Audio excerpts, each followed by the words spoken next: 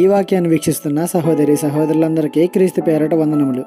ఈరోజు వాక్యం ద్వారా దేవుడు మనతో చెబుతున్న మాట: దుష్కార్యము చేయి ప్రతివాడు వెలుగును ద్వేషించును, తన క్రియలు దుష్క్రియలుగా కనపడకుండానట్లు వెలుగునద్దకు రాడు. యోహాను సువార్త 3:20. పాపపు కార్యాలు జరిగించడానికి అనువైన సమయం రాత్రి.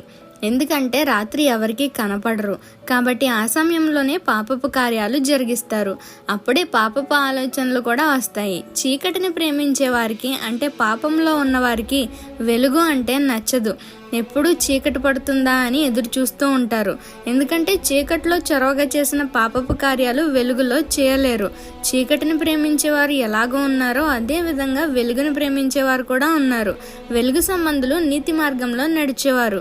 వారికి చీకటి అంటే నచ్చదు. ఖచ్చితంగా దేవుని భయం ఉన్నవారే నీతిగా నడుచుకుంటారు. అందుకే యేసయ్య ఈ లోకానికి వెలుగుగా వచ్చారు. ఆయన వెలుగు చీకటిలో ఉన్న వారికి కనువిప్పు కలుగజేసి వారిని కూడా వెలిగిస్తుంది. యేసయ్యలో మాత్రమే ఆ చీకటి పాపపు కార్యాల నుండి విడుదల, రక్షణ దొరుకుతుంది. మరి మీకు వెలుగుగా మారాలని ఉందా? ఈ చిన్న సువార్త పరిచర్యలో మీ సహోదరులు. God bless you. ఆమేన్.